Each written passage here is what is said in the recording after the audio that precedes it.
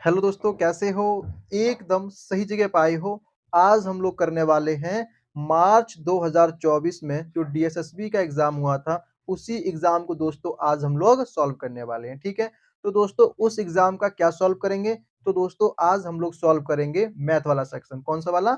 Maths वाला section solve करने वाले हैं, ठीक है? जिसे दोस्तों हम लोग क्या बोलते हैं? जिसे हम लोग बोलते हैं अरिथमेटिक एबिलिटी। क्या बोलते हैं? अरिथमेटिक एबिलिटी बोलते हैं, ठीक है? और शॉर्ट में क्या बोलते हैं? क्वांट सेक्शन बोलते हैं या फिर मैथ्स बोलते हैं, ठीक है? तो यही सेक्शन दोस्तों आज हम लोग सॉल्व करने वाले हैं, ठीक है? तो क्या है पहला क्वेश्चन देखते हैं हम लोग।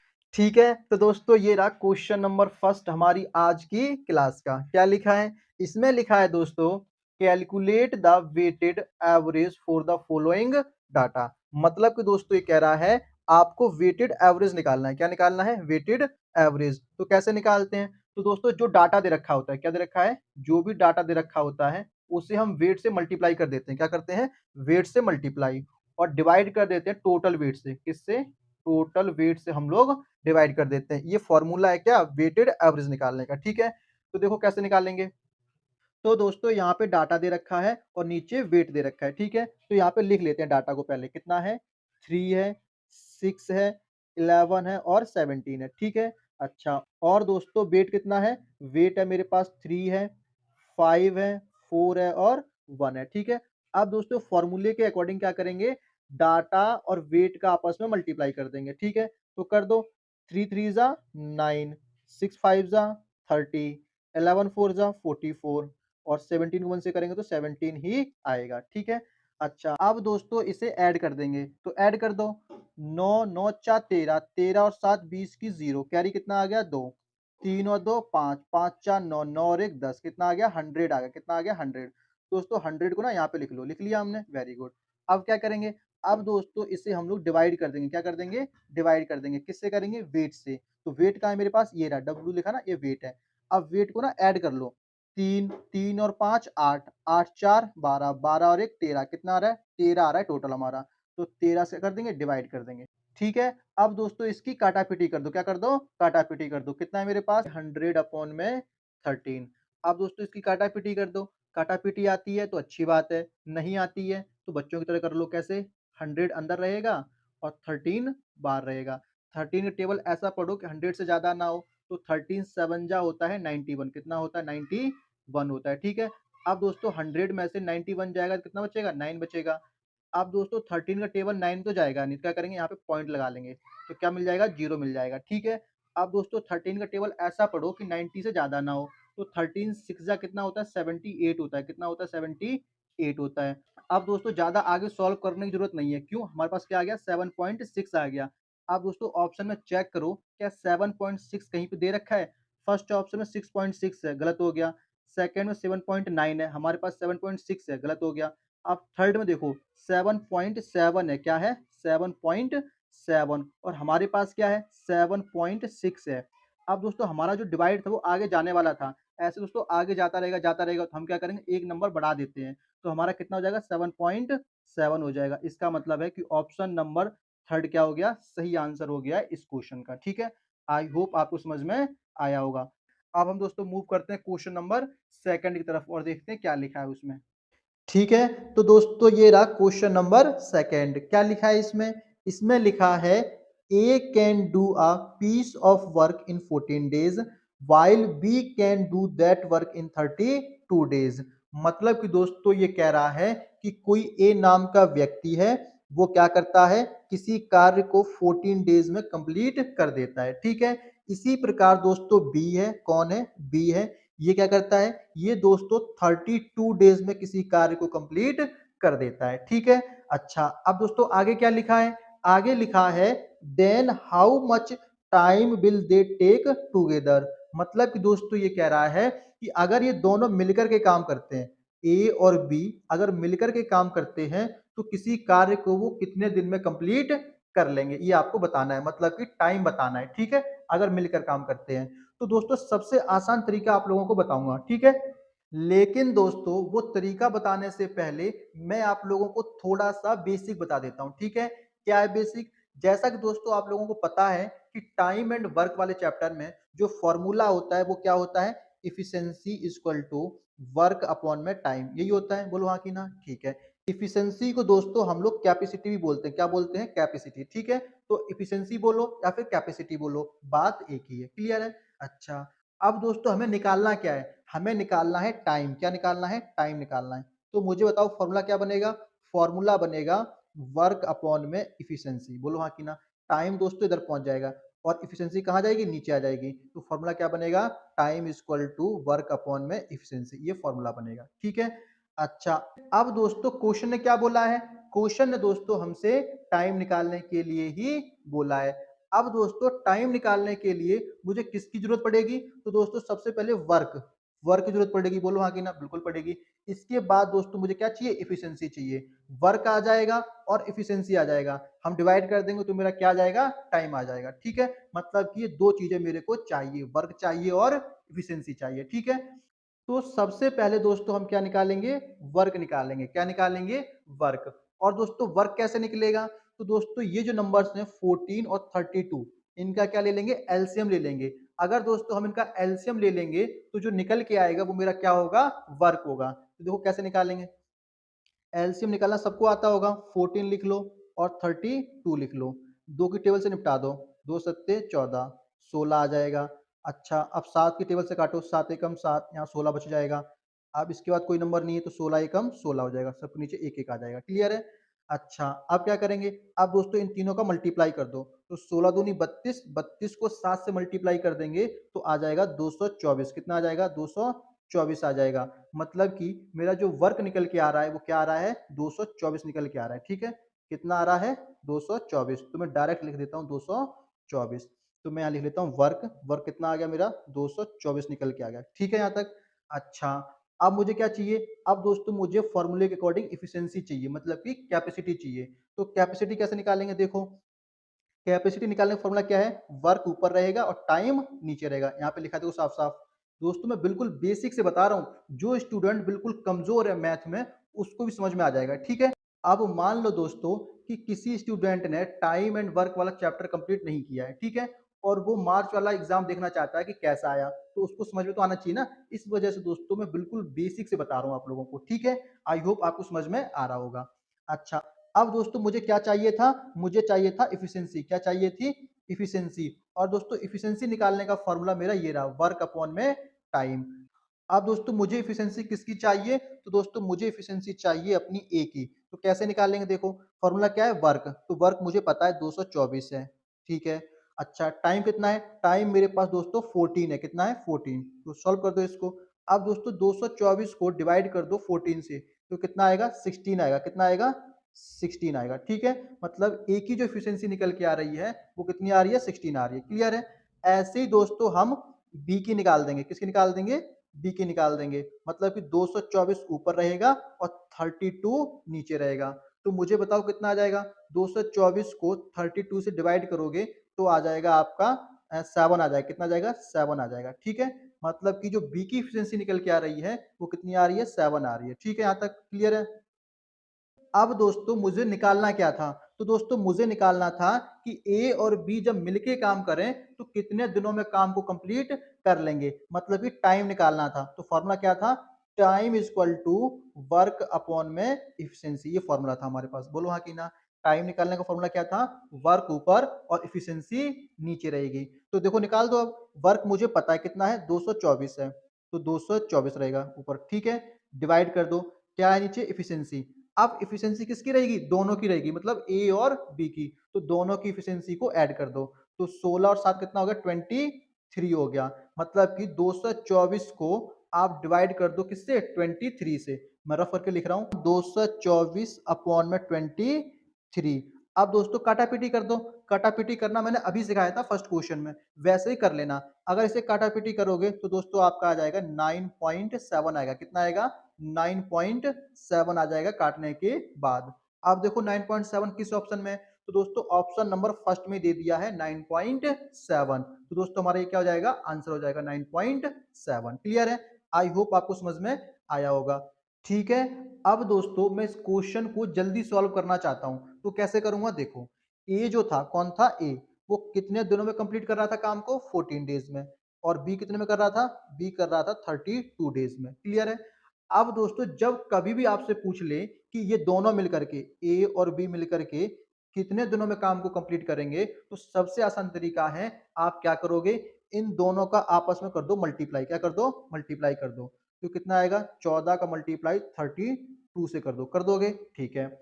अब क्या करोगे दोस्तों, अब दोस्तों इन दोनों का ऐड कर दो। क्या कर दो, ऐड कर दो। तो बताओ कितना आ जाएगा, 4 और 2 6, 3 और 1 4, 46 आ जाएगा।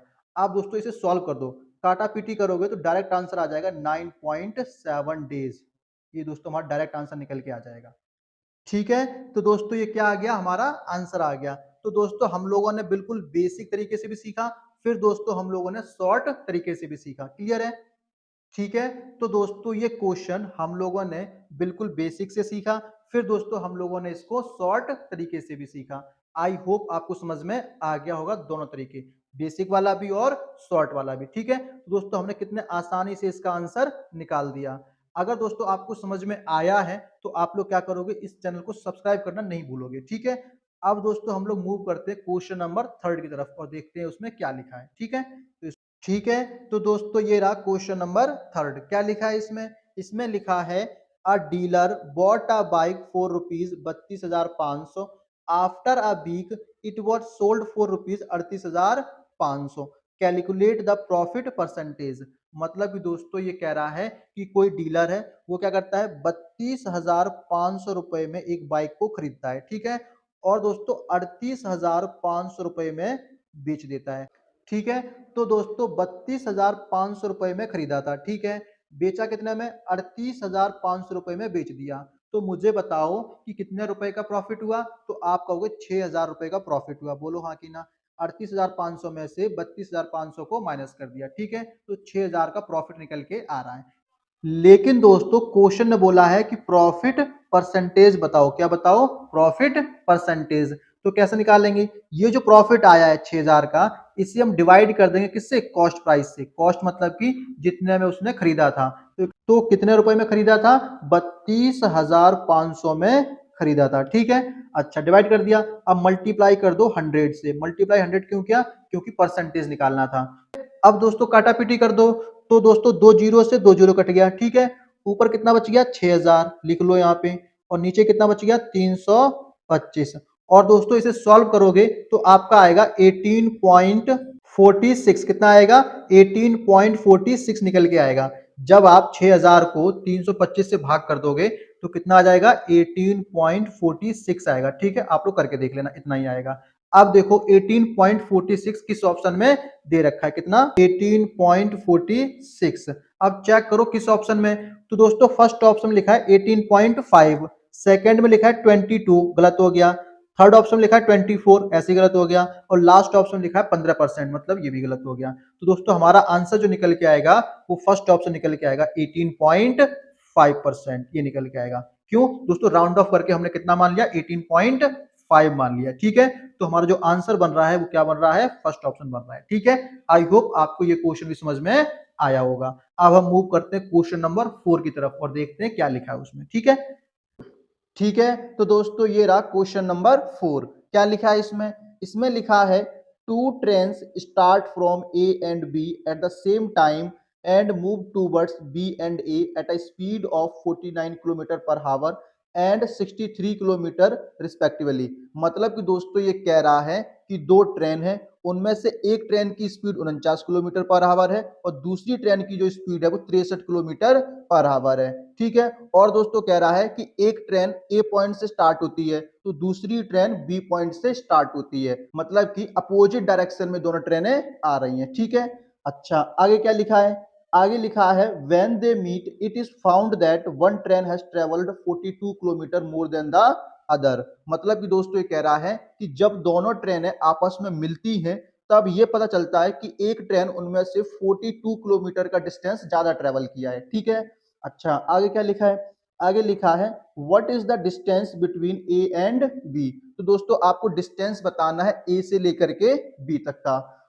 ठीक है, तो दोस्तों कहानी कुछ इस प्रकार रही होगी, ये मान लो ए है और ये बी है। ठीक है, अब मान लो कि फर्स्ट ट्रेन यहां से चलना स्टार्ट करती है और सेकंड ट्रेन यहां से चलना स्टार्ट करती है। ठीक है, और फर्स्ट ट्रेन की जो स्पीड है वो 49 किलोमीटर पर आवर है, 49 किलोमीटर पर आवर है। और सेकंड ट्रेन की जो स्पीड है वो 63 किलोमीटर पर आवर है। क्लियर यहाँ तक? अच्छा, ठीक है। और दोस्तों ये कह रहा था कि एक ट्रेन जो है वो चलना स्टार्ट करती है ए पॉइंट से और दूसरी ट्रेन जो है वो चलना स्टार्ट करती है बी पॉइंट से। मतलब कि फर्स्ट ट्रेन चल रही है इस डायरेक्शन में और सेकेंड ट्रेन चल रही है मेरी इस डायरेक्शन में। ठीक है, अब एक बात बताओ, अपोजिट डायरेक्शन में ट्रेन चल रही है तो कोई ना कोई एक ऐसा पॉइंट आएगा जहां पर दोनों ट्रेनें आपस में क्या करेंगी? क्रॉस करेंगी। क्या करेंगी? क्रॉस करेंगी। तो मैंने मान लिया कि यहां पर क्या कर रही है? क्रॉस कर रही है। यहां पर दोनों ट्रेनें आपस में क्या कर रही है? क्रॉस कर रही हैं।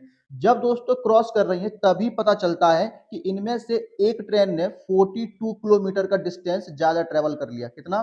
42 किलोमीटर का डिस्टेंस ज्यादा ट्रेवल कर लिया। अब दोस्तों क्वेश्चन ने ये नहीं बताया था कि फर्स्ट ट्रेन ने या फिर सेकंड ट्रेन ने, तो हम दोस्तों किसी भी ट्रेन के ऊपर ले सकते हैं, फर्स्ट भी मान सकते हैं और सेकंड भी मान सकते हैं, वो हमारे ऊपर डिपेंड करता है। ठीक है, ठीक है। अब दोस्तों इसे सॉल्व कर देते हैं। तो दोस्तों आप लोगों को टाइम एंड डिस्टेंस का फॉर्मूला तो पता ही होगा। क्या होता है? फॉर्मूला होता है distance equal to speed into time. ये क्या होता है? फॉर्मूला होता है। ठीक है, इसी फॉर्मूले से दोस्तों इस क्वेश्चन को हम लोग सॉल्व कर देंगे। ठीक है, तो देखो कैसे करेंगे। ठीक है, तो दोस्तों डिस्टेंस को हमने लेट कर लिया डी। क्या मान लिया? डी मान लिया। ठीक है, अच्छा अब क्या करेंगे? अब दोस्तों हम लोग फर्स्ट ट्रेन को सॉल्व करेंगे। तो कैसे करेंगे? देखो फॉर्मूला क्या है? ये फॉर्मूला है, इसी फॉर्मूले में चीजों को हम पुट कर देंगे। डिस्टेंस इक्वल टू क्या है? डी, तो हमने डी लिख लिया। इक्वल टू स्पीड पता है मुझे कितना है? 49 किलोमीटर, तो 49 लिख लो। मल्टीप्लाई, मल्टीप्लाई में क्या है? टाइम, टाइम पता नहीं तो टाइम का टाइम छोड़ देंगे, टी लगा देंगे। ठीक है, अच्छा इसी प्रकार दोस्तों सेकंड ट्रेन का कर लेंगे। कितना है डिस्टेंस? डी है, अभी हमने लेट किया था। इक्वल टू स्पीड पता है कितना है? 63 किलोमीटर है, तो लिख लो। टाइम मुझे इसका भी नहीं पता तो टी मान लिया हमने। ठीक है, अच्छा ठीक है। अब दोस्तों ये जो निकल के आ रहा है क्या है? डिस्टेंस है। यहाँ भी क्या है? डिस्टेंस है। ठीक है, क्यों? यहाँ पे लिखा है डी इक्वल टू क्या है? डिस्टेंस है। मतलब कि अभी जो हमने निकाला, कैलकुलेट किया, ये क्या है? डिस्टेंस है। आई होप आपको समझ में आ रहा होगा फॉर्मूले के अकॉर्डिंग। बिल्कुल आसान तरीकों से समझा रहा हूँ ताकि आप लोगों को अच्छे से समझ में आ सके। ठीक है, अच्छा अब देखो क्वेश्चन ने क्या बोला था कि इन दोनों ट्रेनों में से किसी एक ट्रेन ने 42 किलोमीटर का डिस्टेंस ज्यादा ट्रेवल किया है। अब दोस्तों मुझे ये नहीं पता कि वो कौन सी ट्रेन थी, फर्स्ट थी या फिर सेकंड थी। तो दोस्तों मैंने मान लिया कि सेकंड ट्रेन ने 42 किलोमीटर का डिस्टेंस ज्यादा ट्रेवल किया है। ठीक है, अच्छा अब दोस्तों एक एग्जांपल से समझाने की कोशिश करता हूं मैं। देखो मान लो कि सेकेंड ट्रेन का जो डिस्टेंस है वो 10 है। ठीक है, और फर्स्ट ट्रेन का भी डिस्टेंस कितना है? 10 है। तो अब आप लोग मुझे बताओ क्या दोनों ट्रेनों का डिस्टेंस बराबर है या फिर नहीं है? तो आप कहोगे बराबर है। मैंने कहा बिल्कुल ठीक है, बराबर होना भी चाहिए। अच्छा अब दोस्तों इस एग्जांपल को थोड़ा सा इंप्रूव करता हूं। मैं आप लोगों से बोलूं कि जो सेकेंड ट्रेन है वो 2 किलोमीटर और ज्यादा चली है। कितना? 2 किलोमीटर और ज्यादा चली है। तो आप मुझे बताओ कि टोटल कितना चली होगी? तो आप कहोगे टोटल 12 किलोमीटर चली होगी। बोलो हाँ कि ना। ठीक है, 10 तो पहले चल चुकी थी, 2 किलोमीटर और चली है, तो कितना चल गई? 12 किलोमीटर चल चुकी है। ठीक है, अच्छा अब दोस्तों मैं आपसे कहना चाहता हूं कि जो फर्स्ट ट्रेन है उसका डिस्टेंस और सेकंड ट्रेन उसका डिस्टेंस बराबर करो। क्या बराबर होगा? नहीं होगा। क्यों? भैया यहाँ पे 10 है और यहाँ पे 12 है, बराबर हो ही नहीं सकता। अब दोस्तों बराबर करने के लिए मैं क्या करूंगा? बराबर करने के लिए मैं फर्स्ट ट्रेन का डिस्टेंस है उसमें 2 ऐड कर दूंगा। बोलो हाँ कि ना। तो बराबर हो जाएगा। बिल्कुल हो जाएगा, यहाँ भी 12 हो जाएगा और यहाँ भी 12 हो जाएगा। ठीक है, समझ में आ रहा क्या कहना चाहता हूँ? मैं कहना चाहता हूँ कि अगर सेकंड ट्रेन का डिस्टेंस 12 है तो फर्स्ट ट्रेन के डिस्टेंस को बराबर करने के लिए उसमें उतना ही डिस्टेंस ऐड कर दूंगा ताकि डिस्टेंस बराबर हो सके। ठीक है, अब दोस्तों यही चीज मैं अपने क्वेश्चन में भी अप्लाई करूंगा। ठीक है, तो मैं इसको रफ कर देता हूं और क्वेश्चन में अप्लाई करता हूं। ठीक है, 1 मिनट हो गया रफ, ये देखो। ठीक है, अच्छा मैंने क्या बोला था? मैंने कहा था कि जो सेकेंड ट्रेन है वो 42 किलोमीटर ज्यादा चली है, मतलब कि 42 इसके अंदर ऑलरेडी ऐड होगा। ठीक है, किसके अंदर? इस डिस्टेंस के अंदर। बोलो हाँ कि ना। ठीक है, तो मुझे बराबर करने के लिए, डिस्टेंस बराबर करने के लिए क्या करूंगा? इसमें 42 ऐड कर दूंगा। किस वाले में? ये जो डिस्टेंस है इसमें 42 को ऐड कर दूंगा, तो इन दोनों का डिस्टेंस क्या हो जाएगा? बराबर हो जाएगा। ठीक है, आई होप आपको समझ में आ रहा होगा। जो दोस्तों अभी हमने एग्जाम्पल में किया था वही हमने अप्लाई कर दिया। ठीक है, तो अब बराबर हो चुका है, तो मैं इसको ऐसे लिख सकता हूं 49 multiply t plus 42 equal to, अब ये डिस्टेंस और ये डिस्टेंस बराबर है तो मैं इक्वल में लिख सकता हूं क्या? 63 मल्टीप्लाई टी। अब दोस्तों ये जो 42 है इसमें ऐड मत कर देना, क्यों? क्योंकि ये 42 ऑलरेडी इसके अंदर इंक्लूड था। जैसे मैंने 12 बोला था, क्या बोला था? 12, तो इसके अंदर 2 ऑलरेडी क्या था? इंक्लूड था। ठीक है, समझ में आया? आई होप आपको समझ में आ रहा होगा। अब दोस्तों इसको सॉल्व कर दो तो हमारा आंसर निकल के आ जाएगा। क्या निकालना है? मेरा यहाँ से टी पता चल जाएगा। क्या पता? ठीक है, अब दोस्तों इसे हम लोग सॉल्व कर देंगे तो मेरा क्या निकल के आ जाएगा? तो दोस्तों मेरा निकल के आ जाएगा टी। क्या निकल के आ जाएगा यहाँ से? टी, मतलब कि टाइम निकल के आ जाएगा। तो इसको सॉल्व कर दो। इसे सॉल्व करने के लिए मुझे ऊपर का रफ करना पड़ेगा। दोस्तों मैं ऊपर का रफ कर देता हूँ। ठीक है, ठीक है, तो दोस्तों इसे सॉल्व करोगे तो 49 टी हो जाएगा, 49 टी, और प्लस में कितना हो जाएगा? 42 हो जाएगा, इक्वल टू में कितना हो जाएगा? 63 टी हो जाएगा। क्लियर है यहाँ तक? अच्छा दोस्तों ये 49 टी है, इसको मैं इधर ले जाऊंगा तो माइनस हो जाएगा। बोलो आकी ना, इस साइड लेके आऊंगा तो 63 टी में से 49 टी जाएगा तो बताओ कितना बचेगा? तो दोस्तों आपका बचेगा 14 टी बचेगा। कितना बचेगा? 14 टी बचेगा। ठीक है, और इक्वल टू में आ जाएगा 42। कितना आ जाएगा? 42 आ जाएगा। हमने दोस्तों कुछ नहीं किया, इसको सॉल्व कर दिया। ये जो 49 था इसको मैं इस साइड ले जाऊंगा तो माइनस का हो जाएगा, तो 63 टी में से 49 टी माइनस कर दूंगा तो कितना बचेगा? 14 टी बचेगा। और कितना बच जाएगा यहाँ पर? यहाँ पे 42 बच जाएगा। ठीक है, अब दोस्तों इसे सॉल्व कर दो तो टी की वैल्यू निकल के आ जाएगी। तो कितना हो जाएगा? टी इक्वल टू 42 अपॉन में 14। अब इसे काटा पीटी कर दो तो 14 एकम 14, 14 दूनी 28, 14 तीयो 42, मतलब कि टी इक्वल टू कितना आ गया? 3 निकल के आ गया। कितना निकल के आ गया? 3 निकल के आ गया, मतलब कि जो टाइम लगेगा वो कितना लगेगा? 3 हावर्स लगने वाला है। ठीक है, अच्छा ठीक है, तो दोस्तों टाइम आ गया है 3। कितना निकल के आ गया है? 3 टाइम निकल के आ गया। अब दोस्तों टाइम को याद कर लो कितना है? 3। बाकी का मैं रफ कर देता हूँ। ठीक है, ताकि आपको आगे क्वेश्चन करा सकूं मैं। ठीक है, ठीक है, तो दोस्तों टाइम निकल के आ गया है 3। कितना निकल के आ गया है? 3 निकल के आ गया। ठीक है, अब दोस्तों क्वेश्चन ने क्या बोला था? क्वेश्चन ने बोला था कि ए से लेकर के बी तक का डिस्टेंस बताओ कितना है।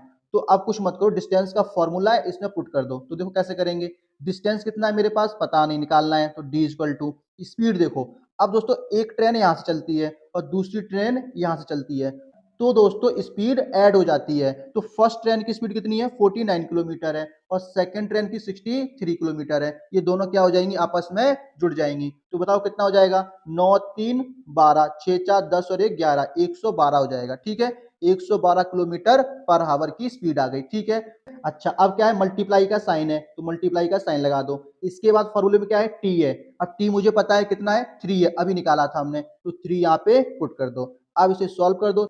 3 2 जा 6, 3 1 जा 3, 3 1 जा 3, तो कितना आ रहा है? 336 किलोमीटर निकल के आ रहा है। क्या निकल के आ रहा है? 336 किलोमीटर डिस्टेंस निकल के आ रहा है। आई होप आपको समझ में आया होगा। अब देखो किस ऑप्शन में दे रखा है, जिस ऑप्शन में दे रखा है वही हमारा क्या हो जाएगा? आंसर हो जाएगा इस क्वेश्चन का। ठीक है, तो चेक करते हैं हम लोग। ठीक है, तो दोस्तों डिस्टेंस क्या आया था? डिस्टेंस आया था 336 किलोमीटर। कितना आया था? 336 किलोमीटर डिस्टेंस निकल के आया था, अभी निकाला था हमने। ठीक है, अब वो किस ऑप्शन में? तो दोस्तों ऑप्शन नंबर फर्स्ट में ही दे दिया है 336 किलोमीटर। तो दोस्तों ऑप्शन नंबर फर्स्ट क्या हो जाएगा? सही आंसर हो जाएगा इस क्वेश्चन। ठीक है, अब दोस्तों मूव करते हैं क्वेश्चन नंबर 5 की तरफ और देखते हैं क्या लिखा है उसमें। ठीक है, ठीक है, तो दोस्तों ये रहा क्वेश्चन नंबर 5। क्या लिखा है इसमें? इसमें लिखा है एक कलम की कीमत में 20% से वृद्धि हुई और फिर 30% से वृद्धि हुई। मतलब कि दोस्तों ये कह रहा है कि कोई एक पेन है, उस पेन में पहले 20% इंक्रीज होता है और उसके बाद 30% का इंक्रीज होता है। ठीक है, अच्छा अब देखो आगे क्या लिखा है। आगे लिखा है कलम की कीमत में कुल कितने प्रतिशत की वृद्धि हुई। मतलब कि दोस्तों आपको बताना है कि टोटल कितने परसेंट का इंक्रीज हुआ है। ठीक है, तो दोस्तों हमने लेट कर लिया कि जो कलम है वो 100 रुपए की है। कितने की है? 100 रुपए की है। ठीक है, ऐसा मैंने मान लिया। ठीक है, अच्छा अब क्वेश्चन ने क्या बोला था कि 20% का चेंज होता है। कितने का? 20% का चेंज होता है, मतलब कि इंक्रीज होता है। तो 100 रुपए का 20% निकालोगे तो कितना आएगा? 20 ही आएगा। बोलो हाँ कि ना? काट दो, 20 आ गया। अब 100 में 20 रुपए ऐड कर दो, कितना हो जाएगा? 120 हो जाएगा। ठीक है, मतलब कि अब पेन कितने का हो गया है? 120 रुपए का हो गया है। ठीक है, 20% चेंज होने के बाद। इसके बाद क्वेश्चन ने बोला था कि 30% और बढ़ जाता है, तो 120 का 30% निकाल दो। 30% निकालो, कितना आएगा बताओ? 2 जीरो से 2 जीरो खत्म, 12 36, 36 रुपए आ जाएगा। 36 रुपए इसमें ऐड कर दोगे तो 156 आ जाएगा। कितना आ जाएगा? 156 आ जाएगा। क्यों 36 क्यों ऐड किया? क्योंकि दोस्तों 30% का इंक्रीज बोला था, वृद्धि बोली थी, ठीक है, इसलिए हमने 36 निकाला और ऐड कर दिया। अब मेरा पेन कितने का बन गया है? 156 रुपए का बन गया है, ठीक है। ठीक है। अब दोस्तों क्वेश्चन ने ये बोला था कि टोटल कितने परसेंट का इंक्रीज हुआ है, मतलब कि 100 रुपए की चीज 156 रुपए की हो गई है। तो आपको बताना है कि टोटल कितने परसेंट से इंक्रीज हो गई है। तो दोस्तों देखने पे ही पता चल रहा है कि 56% से क्या हो रहा है? इंक्रीज हो रहा है। कितने परसेंट से? 56% से इंक्रीज हो रहा है, ठीक है। अब देखो कैसे निकाला। कितने का पेन है? 100 का। कितने का हो गया? 156 का। तो कितने रुपए से बढ़ा? 56 रुपए से बढ़ गया। बोलो हाँ कि ना? ये रुपीज है, ठीक है। परसेंट निकालना है तो कैसे निकालेंगे? अपॉन में। ये जो फेस वैल्यू होती है जितनी थी वो नीचे आ जाती है 100, और परसेंटेज में कन्वर्ट करने के लिए 100 से क्या कर देते हैं? मल्टीप्लाई कर देते हैं परसेंट निकालने के लिए। तो 100 से 100 कट जाएगा तो कितना आ गया? 56% आ गया, ठीक है। अब मैंने ये चीज डायरेक्ट निकाल दी, यहाँ पे डायरेक्ट निकाल दिया था, ठीक है। जैसे ही देखा यहाँ पे 100 है और यहाँ पे कितना है? 156 है। तो जैसे इसका चेंज देखा 56 आ गया, मतलब कि 56% का क्या हो रहा है? चेंज हो रहा है, ठीक है। आपको दोस्तों क्वेश्चन एग्जाम में सॉल्व करना है, सॉल्व करके दिखाना नहीं है, मतलब कि फास्ट आंसर कैलकुलेट करने हैं। आपको कैसे आया, क्यों आया, ये सबसे मतलब ही नहीं है, ठीक है। बस आंसर सही होना चाहिए, ठीक है। तो हमारा कितना आ रहा है? 56% आ रहा है। तो कौन सा ऑप्शन हो जाएगा? तो दोस्तों ऑप्शन नंबर 3 क्या हो जाएगा? सही आंसर हो जाएगा इस क्वेश्चन का, ठीक है। आई होप आपको समझ में आया होगा, बहुत ही आसान क्वेश्चन था। अब दोस्तों हम मूव करते हैं क्वेश्चन नंबर 6 की तरफ और देखते हैं क्या लिखा है उसमें, ठीक है। ठीक है, तो दोस्तों ये रहा क्वेश्चन नंबर 6। क्या लिखा है इसमें? इसमें लिखा है what is the area of an equilateral triangle, field of side is 7.5 metre. मतलब कि साइड दे दी कितनी? 7.5 मीटर दे दिया, ठीक है। और आपको क्या बताना है? इक्विलेटरल ट्रायंगल का एरिया बताना है, जिसे हिंदी में बोलते हैं समबाहु त्रिभुज बोलते हैं, ठीक है। अब दोस्तों समबाहु त्रिभुज का जो फॉर्मूला है वो क्या होता है एरिया निकालने का? √3/4a²। ये क्या है? फॉर्मूला है। अब दोस्तों इसी फॉर्मूले में मैं पुट कर दूंगा और हमारा आंसर आ जाएगा। तो देखो कैसे करेंगे। √3 है, √3 का √3 रहेगा, अपॉन में 4 है, 4 का 4 रहेगा, मल्टीप्लाई। अब ए क्या है? साइड है, कितनी मेरे पास? 7.5 है, मतलब कि 7.5 का स्क्वायर कर देंगे, ठीक है। अब दोस्तों इसे सॉल्व करोगे तो हमारा क्या आ जाएगा? आंसर निकल के आ जाएगा, ठीक है। अब दोस्तों आपके दिमाग में आ रहा होगा कि यहाँ पे √3 है और यहाँ पे पॉइंट लगाए, तो कैसे सॉल्व करेंगे? तो दोस्तों प्रॉपर सॉल्व करने के लिए किसने बोला है? हमें तो सिर्फ आंसर निकालना है ना। तो आंसर निकालने के लिए हम इसको थोड़ा सा सॉल्व कर लेंगे। जैसा कि दोस्तों पता है √3 की जो वैल्यू होती है वो कितनी होती है? 1.7 होती है। कितनी होती है? 1.7। इसके आगे भी चलती रहती है, मतलब कि अप्रोक्स में वैल्यू है ये, ठीक है। अपॉन में कितना है? 4 है। अच्छा, अब क्या है? 7.5 है। कितना है? 7.5 का स्क्वायर। अब दोस्तों पॉइंट को भूल जाओ, कितना मान लो? 75 मान लो, ठीक है। और दोस्तों 75 का स्क्वायर निकालना मैंने आपको बता रखा है बहुत ही आसान तरीके से। कैसे बताया था? मैंने कहा था किसी भी नंबर के पीछे 5 हो, क्या हो? 5 हो, तो क्या करो? इसी का स्क्वायर कर दो, तो कितना आएगा? 25 आएगा, ठीक है। अच्छा, इसके आगे नंबर कौन सा है? 7 है। 7 का जो अगला नंबर कितना होता है? 8 होता है। कितना होता है? 8। तो 7 का मल्टीप्लाई 8 से कर दो, तो कितना आ जाएगा? 56। क्या होता है? 56 होता है। अब दोस्तों ये जो निकल के आ रहा है 5625, ये क्या है? 75 का स्क्वायर है। तो दोस्तों मैंने बहुत ही आसान तरीके से आप लोगों को स्क्वायर निकालना भी सिखा रखा है, ठीक है। ठीक है। अब दोस्तों इसे सॉल्व कर देंगे। अब दोस्तों आपके दिमाग में आ रहा होगा कि यहाँ पे पॉइंट लगा था वो कहाँ गया? तो दोस्तों हमने पॉइंट को इग्नोर कर दिया। क्या कर दिया? इग्नोर। और दोस्तों यहाँ पे लिखा है 1.7, तो दोस्तों इस पॉइंट को भी मैं क्या कर दूंगा? इग्नोर कर दूंगा। तो कितना हो जाएगा? 17 हो जाएगा। कितना हो जाएगा? 17, ठीक है। अच्छा, अब दोस्तों 17 है, 17 को मैं एज्यूम कर लूंगा 16। कितना मान लूंगा? 16। अपनी मर्जी से मार रहा हूँ, ठीक है, सॉल्व करने के लिए। प्रॉपर सॉल्व करूंगा तो बहुत टाइम लगेगा, हमें कम टाइम में आंसर चाहिए। तो 16 मान लिया। अब काटा पीटी कर दो, 4 एकम 4, 4 चौकू 16। कितना आ रहा है? 4 आ रहा है, ठीक है। तो दोस्तों 4 को मैं यहाँ पे लिख लूंगा, ठीक है। अब मल्टीप्लाई, मल्टीप्लाई में कितना है? 5625 है, तो मैं यहाँ पे लिख लूंगा 5625। अब दोस्तों इसका मल्टीप्लाई कर दो, तो 4 का मल्टीप्लाई 5 में, 4 पंचे 20 की 0, 4 दूनी 8 और 2 10 की 0, कैरी 1, 4 छीन 24 और 1 25 की 5, कैरी 2, 4 पंचे 20 और 2 22। तो ठीक है, तो दोस्तों हमारा आ रहा है 22,500। कितना आ रहा है? 22,500 आ रहा है। अब दोस्तों ये जो 22,500 आ रहा है ये एग्जैक्ट आंसर नहीं है, एग्जैक्ट आंसर नहीं है। क्यों नहीं है? क्योंकि दोस्तों हमने नंबर्स में क्या किया था, हेरा फेरी की थी। मतलब कि यहाँ पे 1.7 था तो हमने क्या माना था, 1.6 माना था, मतलब कि एक डिजिट कम कर दिया था हमने। ठीक है, तो दोस्तों हमारा जो आंसर बनेगा वो स्टार्टिंग में 22 नहीं हो सकता, बिल्कुल नहीं हो सकता। 22 से कम भी नहीं हो सकता, 22 से ज्यादा होगा। कितना ज्यादा होगा? बिल्कुल ज्यादा नहीं होगा, मतलब थोड़ा सा ज्यादा होगा, आगे पीछे एक दो नंबर का फर्क होगा, इससे ज्यादा नहीं होगा। ठीक है, अब देखो फर्स्ट ऑप्शन में क्या है, 20 है, गलत हो गया। क्यों? 22 होना चाहिए, 22 से ज्यादा होना चाहिए। अब देखो सेकंड ऑप्शन में क्या है, 26 है। तो दोस्तों हमारा ये आंसर हो सकता है लेकिन कंफर्म नहीं कह सकते हम। ठीक है, इसलिए दोस्तों हम लोग बाकी के ऑप्शन भी चेक करेंगे। अब देखो थर्ड ऑप्शन में कितना है, 22 है, तो 22 तो हो ही नहीं सकता बिल्कुल, इसलिए भी गलत हो गया।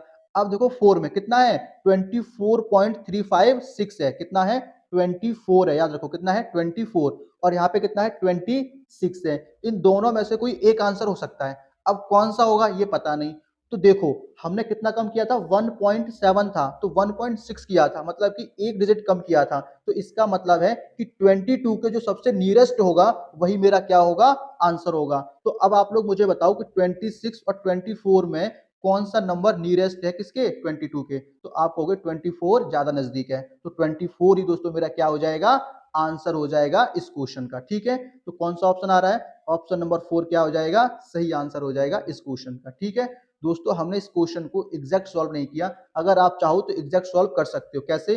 √3 था वो लिख लो, अपॉन में 4 लिख लो, मल्टीप्लाई में 7.5 का स्क्वायर, इसे आप सॉल्व करोगे ना एग्जैक्ट, तो दोस्तों आपका एग्जैक्ट नंबर आ जाएगा, मतलब कि एग्जैक्ट आंसर आ जाएगा 24.356, एग्जैक्ट आंसर मिल जाएगा आप लोगों को। ठीक है, अब दोस्तों आपको प्रॉपर निकालना है तो आप इस तरीके से निकाल सकते हो, और सिर्फ एग्जाम में आंसर निकालना है तो आप जो तरीका मैंने बताया उस तरीके से भी कर सकते हो।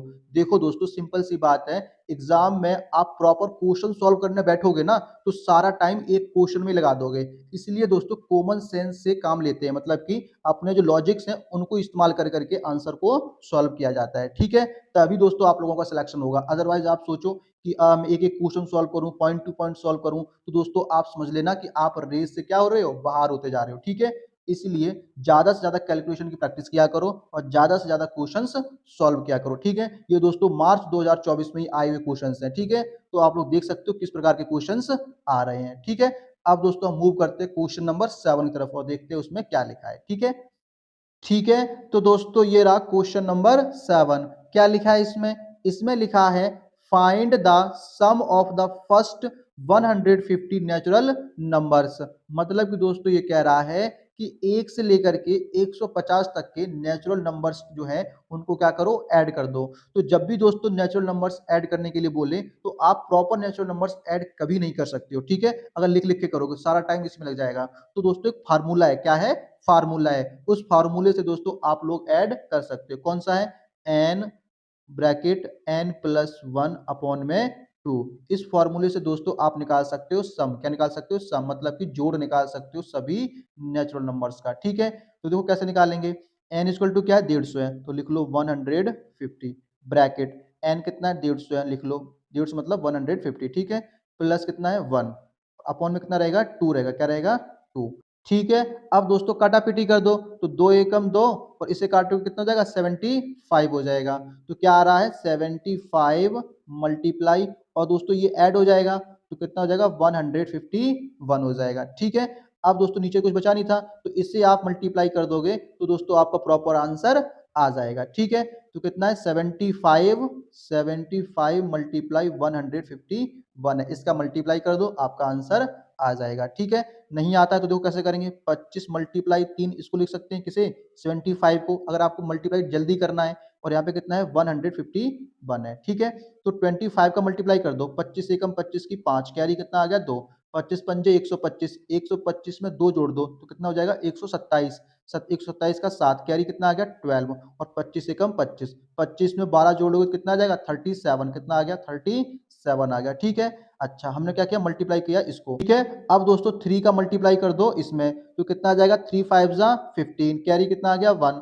3 7 जा 21, 21 में 1 जोड़ दोगे 22 आ जाएगा। ठीक है, कैरी कितना है 2 बच गया, फिर से 3 7 जा 21, 21 में 2 जोड़ोगे 23 का 3, कैरी कितना आ गया 2। अब 3 3 जा 9, 9 में 2 जोड़ दो कितना हो जाएगा 11। तो हमारा ठीक है, तो दोस्तों कितना आ गया 11,325 आ गया। ठीक है, अब दोस्तों चेक करो किस ऑप्शन में दे रखा है। तो दोस्तों ऑप्शन नंबर सेकंड में दे दिया है 11,325। तो ऑप्शन नंबर सेकंड क्या हो जाएगा, सही आंसर हो जाएगा इस क्वेश्चन का। ठीक है, आई होप आपको समझ में आया होगा। अब दोस्तों मूव करते हैं क्वेश्चन नंबर 8 की तरफ और देखते हैं उसमें क्या लिखा है। ठीक है, ठीक है, तो दोस्तों ये रहा क्वेश्चन नंबर 8।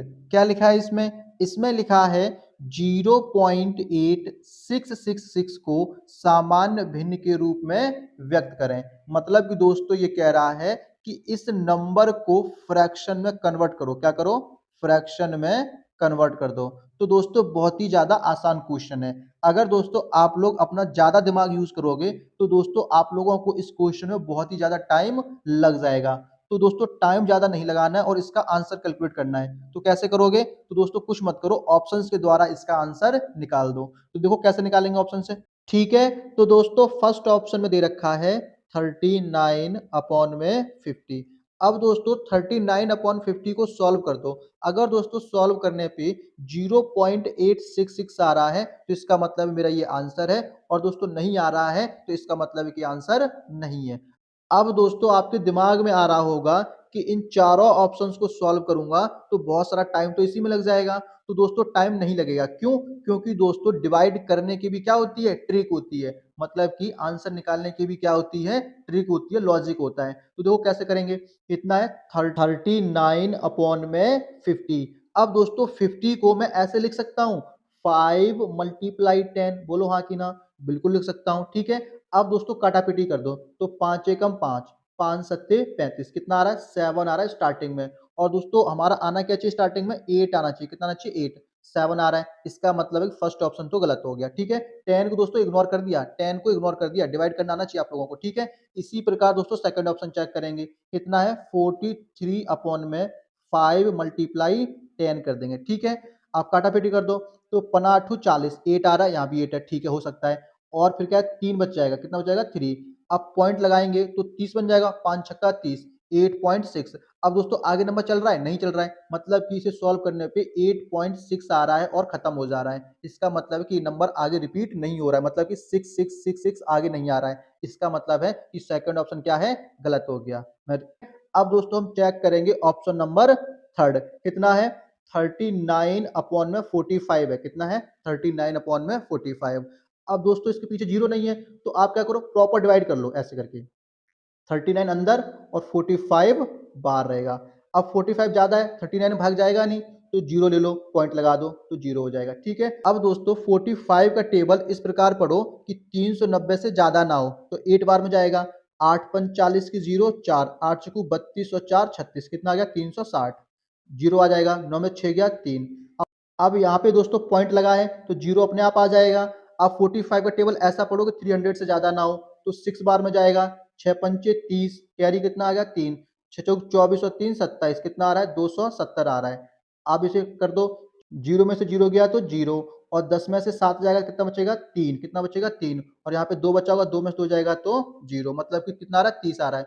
पॉइंट लगाए तो दोस्तों इसके पीछे जीरो अपने आप आ जाएगा। अब दोस्तों देख रहे हो कि दोबारा से क्या बन गया 300 बन गया। इसका मतलब है कि फिर से 45 का भाग 300 में देंगे तो कितना आएगा, कितनी बार में जाएगा 6 बार में ही जाएगा, मतलब कि 0.866 ऐसे रिपीट होता रहेगा। इसका मतलब है कि ऑप्शन नंबर थर्ड क्या हो गया, सही आंसर हो गया है इस क्वेश्चन का। ठीक है, तो दोस्तों ऑप्शन नंबर थर्ड क्या हो गया, सही आंसर हो गया है इस क्वेश्चन का। ठीक है, अब दोस्तों आप लोगों के पास टाइम है तो आप लोग ऑप्शन नंबर 4 भी चेक कर सकते हो, मतलब कि डिवाइड कर सकते हो अगर आप लोगों के पास टाइम है तो। अदरवाइज आप क्या करोगे, ऑप्शन नंबर थर्ड को मार्क कर दोगे, आंसर सही हो जाएगा हमारा। ठीक है, अब दोस्तों मूव करते हैं क्वेश्चन नंबर 9 की तरफ और देखते हैं उसमें क्या लिखा है। ठीक है, ठीक है, तो दोस्तों ये रहा क्वेश्चन नंबर 9। क्या लिखा है इसमें, इसमें लिखा है the area of the base of a right circular cone is 64 centimetre square and its height is 6 centimeter. What is the curved surface area of the cone? मतलब कि दोस्तों ये कह रहा है कि एक राइट सर्कुलर कॉन है, क्या है राइट सर्कुलर कौन है और उसका जो बेस है उसका एरिया दे रखा है 64 पाई सेंटीमीटर स्क्वायर है। यहाँ पे दोस्तों प्रिंटिंग मिस्टेक है, यहाँ पे 64 पाई सेंटीमीटर होगा। ठीक है, क्या है हमारे पास area 64 pi centimetre square area है। ठीक है, और कौन सा एरिया है, ये बेस का एरिया है, मतलब कि कोन इस टाइप में बनता है ना, इस टाइप का कोन बनता है, राइट सर्कुलर है तो यहाँ से एक लाइन आएगी ये।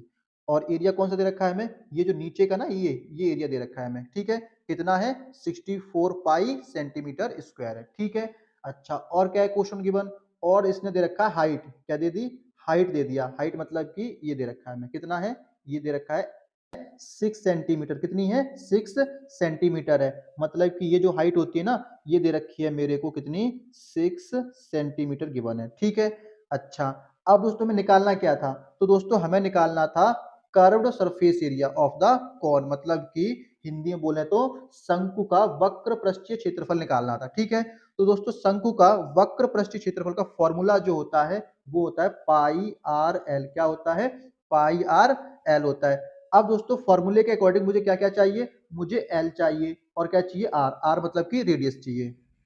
अब दोस्तों इन दोनों चीजों में से मुझे कुछ भी गिवन नहीं है, तो हम क्या करेंगे, इनको कैलकुलेट करेंगे। कैसे कैलकुलेट करेंगे, देखो मुझे क्या पता है, एरिया पता है, क्या पता है, एरिया किसका, ये नीचे वाले का, तो इसका फॉर्मूला क्या होता है, पाई आर स्क्वायर, क्या होता है, पाई आर स्क्वायर होता है। ठीक है, किसका फॉर्मूला, ये जो नीचे गोल है ना, ये सर्कल है इसका। ठीक है, कितना दे रखा है मुझे, ये दे रखा है 64 पाई दे रखा है। तो दोस्तों यहाँ से रेडियस निकल के आ जाएगी, पाई से पाई कट जाएगा और रेडियस इक्वल टू कितना आ जाएगा, आर स्क्वायर इक्वल टू 64 आ जाएगा। अब मुझे आर की वैल्यू निकालनी है तो स्क्वायर को उधर भेज देंगे तो क्या हो जाएगा, आर इक्वल टू रूट 64 हो जाएगा। ठीक है, अब आर की वैल्यू निकालोगे तो प्लस माइनस में 8 आएगी, कितनी आएगी, प्लस माइनस में 8 आएगा। तो हमें पॉजिटिव वैल्यू चाहिए, तो हमारी जो रेडियस आ रही है दोस्तों वो कितनी आ रही है, 8 निकल के आ रही है, कितनी आ रही है, 8 हमारी रेडियस आ रही है। ठीक है, तो अब मैं इसको रफ करता हूँ और लिखता हूँ रेडियस कितनी है मेरे पास, 8 है। मैं दोबारा से रफ करता हूँ, यहाँ पे लिखता हूँ रेडियस कितनी है मेरे पास, 8 आ गया, क्लियर है, एक मिनट, हाँ तो रेडियस कितनी आ गई दोस्तों, रेडियस आ गया है मेरे पास 8 सेंटीमीटर आ गया। ठीक है, आई होप आपको समझ में आया होगा रेडियस हमने कैसे निकाला। अब दोस्तों मुझे हाइट पता है कितनी है, 6 सेंटीमीटर है, रेडियस पता है कितनी है, 8 सेंटीमीटर है। अब मुझे क्या चाहिए, एल चाहिए, एल मतलब कि स्लैंट हाइट चाहिए, मतलब कि ये वाली हाइट चाहिए मेरे को। अब दोस्तों राइट सर्कुलर कौन है, तो कौन सा थ्योरम लगा देंगे, पाइथागोरस थ्योरम लगा देंगे। ठीक है, तो कैसे निकालेंगे, स्लैंट हाइट निकालने का फॉर्मूला होता है, एल निकालने का फॉर्मूला क्या होता है, रूट इसका स्क्वायर मतलब 6 का स्क्वायर 36 प्लस और ये रेडियस का स्क्वायर 8 का स्क्वायर 64, इन दोनों को जोड़ दोगे तो 100 आ जाएगा। अब 100 किसके अंदर है, रूट के अंदर है, तो अब रूट हटा देंगे तो एल की वैल्यू कितनी आ जाएगी, 10 निकल के आ जाएगी, मतलब कि जो स्लैंट हाइट निकल के आएगी वो कितनी आ जाएगी, 10 निकल के आ जाएगी। ठीक है, रूट में 100 है, 100 को खोलोगे तो कितना आ जाएगा, 10 आ जाएगा। ठीक है, तो इसका मतलब है कि मेरे पास जो स्लैंट हाइट आ रही है वो कितनी आ रही है, 10 निकल के आ रही है। ठीक है, समझ में आया, मैं लिख लेता हूँ इसको भी। तो दोस्तों मेरे पास जो एल निकल के आया है, एक मिनट, एल निकल के आया है वो 10 आया है। ठीक है, अब क्या करेंगे, अब दोस्तों इस फॉर्मूले में पुट कर देंगे तो हमारा क्या आ जाएगा, आंसर निकल के आ जाएगा। ठीक है, तो पुट कर देते हैं। ठीक है, तो दोस्तों पाई का पाई रखेंगे, पाई क्यों रख रहे हैं, क्योंकि दोस्तों ऑप्शन में देखा मैंने कि सब में क्या है, पाई दे रखा है, मतलब कि पाई की वैल्यू पुट इन्होंने नहीं की है, इसलिए मैंने पाई का पाई रखा। ठीक है, मल्टीप्लाई आर कितना है मेरे पास 8 है तो मैं यहाँ पे 8 लिखूंगा, मल्टीप्लाई एल कितना मेरे पास 10 है तो यहाँ पे 10 लिख देंगे। अब 10 8 कितना हो गया 80, मतलब कि 80 पाई क्या निकल के आ रहा है, curve surface area of cone निकल के आ रहा है, मतलब कि शंकु का वक्र पृष्ठीय क्षेत्रफल निकल के आ रहा है कितना 80 पाई। अब देखो किस ऑप्शन में दे रखा है, जिस ऑप्शन में दे रखा है वही क्या हो जाएगा, हमारा आंसर हो जाएगा। तो दोस्तों यहाँ पे देखोगे तो ऑप्शन नंबर 3 में दे रखा है, कहाँ दे रखा है, ऑप्शन नंबर 3 में दे रखा है 80 पाई। तो दोस्तों 80 पाई क्या हो जाएगा, हमारा आंसर हो जाएगा। ठीक है, आई होप आपको समझ में आया होगा। अगर दोस्तों आपको समझ में आया है तो आप लोग क्या करोगे, इस चैनल को सब्सक्राइब जरूर करोगे। ठीक है, अब हम दोस्तों मूव करते हैं क्वेश्चन नंबर 10 की तरफ और देखते हैं उसमें क्या लिखा है। ठीक है, ठीक है, तो दोस्तों ये रहा क्वेश्चन नंबर 10। क्या लिखा है इसमें, इसमें लिखा है person A can do a work in 12 days and be in 15 days. मतलब कि दोस्तों ये कह रहा है कि एक ए नाम का व्यक्ति है और एक बी नाम का व्यक्ति है। जो ए नाम का व्यक्ति है वो किसी कार्य को 12 दिन में कंप्लीट कर लेता है, कितने दिनों में, 12 डेज में कंप्लीट कर लेता है। और दोस्तों एक बी है, कौन है, बी, ये क्या करता है, ये दोस्तों 15 डेज में काम को कंप्लीट कर देता है, ठीक है। अच्छा अब देखो आगे क्या लिखा है, आगे लिखा है they finish the work in 5 days with the help of C. कह रहा है कि ये लोग 5 दिन में काम को कंप्लीट कर लेते हैं, लेकिन किसकी हेल्प से, सी की हेल्प से। इसका मतलब है कि ए प्लस बी प्लस सी तीनों लोग मिलकर के किसी काम को 5 डेज में कंप्लीट कर देते हैं, ठीक है। कितने दिनों में, 5 दिनों में ए बी और सी मिलकर के कंप्लीट कर देते हैं, ठीक है। अच्छा अब देखो आगे क्या लिखा है, आगे लिखा है and they got rupees 480 as a wages. कह रहा है कि ये काम कंप्लीट करने के बाद इन्हें कितना पैसा मिलता है, 480 रुपए इनको मिलते हैं, ठीक है। Then what will be the share of C. तो दोस्तों आपको बताना है कि सी को कितना रुपए मिलेगा, मतलब कि ए बी सी मिलकर के किसी कार्य को कंप्लीट करते हैं और उन्हें टोटल कितना रुपए मिलता है, 480 रुपए मिलते हैं, ठीक है। अब 480 रुपए में से सी को कितना रुपए मिलेगा ये आपको बताना है, ठीक है। ठीक है, अभी दोस्तों मैंने आप लोगों को टाइम एंड वर्क का क्वेश्चन कराया था, ठीक है। उसमें मैंने आपको बताया था कि इफिशिएंसी इक्वल टू क्या होता है, वर्क अपॉन में टाइम होता है, बोलो हाँ कि ना। ये फॉर्मूला है हमारा टाइम एंड वर्क का। इफिशिएंसी को क्या बोलते हैं, कैपेसिटी भी बोलते हैं। अब दोस्तों मुझे क्या चाहिए, मुझे चाहिए वर्क। सबसे पहले क्या चाहिए, वर्क पता लगाना है कि कितना है। तो दोस्तों वर्क निकालने के लिए मैंने अभी आप लोगों को बताया था, ये जो दोस्तों ए का टाइम है और बी का टाइम है, इनका क्या निकाल देंगे, एलसीएम निकाल देंगे। एलसीएम निकालने पे दोस्तों जो आएगा वो मेरा क्या होगा, वर्क होगा, ठीक है। तो इन दोनों का आप लोग एलसीएम निकालोगे तो 60 आएगा, कितना आएगा, 60 निकल के आएगा। अगर आपको एलसीएम निकालना नहीं आता है तो कैसे निकालोगे, बच्चों की तरह निकालोगे, यहाँ 12 लिखोगे और यहाँ पे 15 लिखोगे, ठीक है, और इसे सॉल्व कर दोगे। अब इसे सॉल्व करोगे तो कितना आ जाएगा, 60 निकल के आ जाएगा। ये क्या होगा, मेरा वर्क होगा, ठीक है। आई होप आपको एलसीएम निकालना तो आता ही होगा, ठीक है।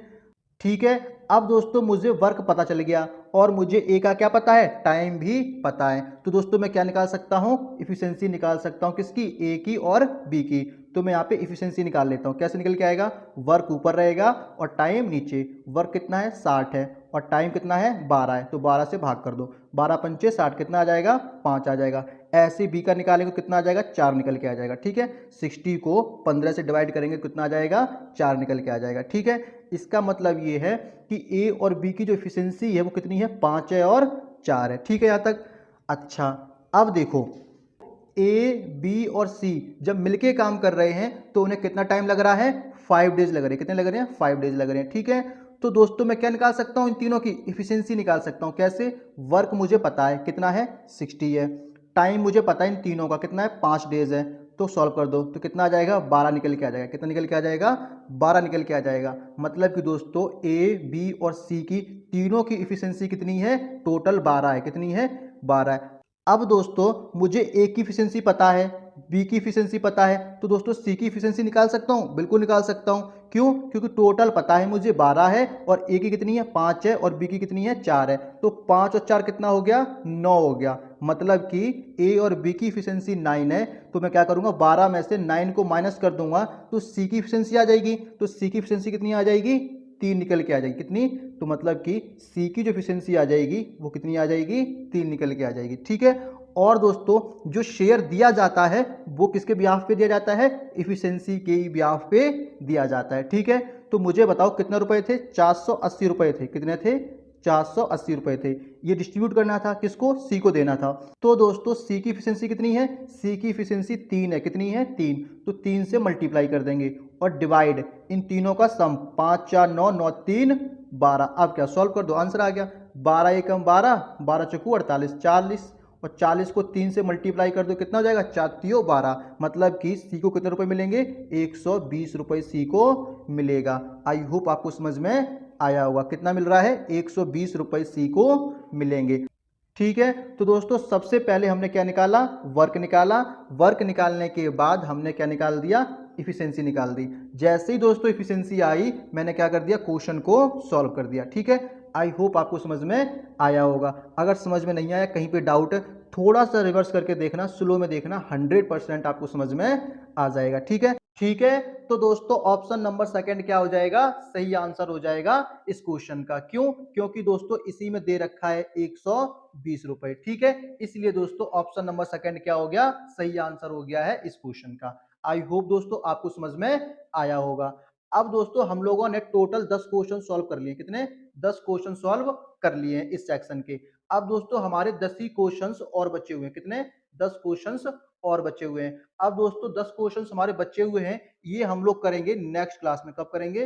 नेक्स्ट क्लास में दोस्तों हम लोग सॉल्व करेंगे। क्यों? क्योंकि दोस्तों टाइम बहुत ज़्यादा हो गया है। इसलिए दोस्तों हम लोग बचे हुए क्वेश्चंस नेक्स्ट क्लास में करेंगे। अगर दोस्तों अभी तक आप लोगों को 10 क्वेश्चन समझ में आए हैं, तो आप लोग क्या करोगे? इस चैनल को सब्सक्राइब करोगे, ठीक है? और दोस्तों ऐसे ही डीएसएसबी के जितने भी एग्जाम्स होंगे, सभी एग्जाम्स दोस्तों मैं आप तक पहुंचाता रहूंगा, ठीक है? तो दोस्तों आप क्या कर सकते हो? इस चैनल को सब्सक्राइब कर सकते हो, ठीक है?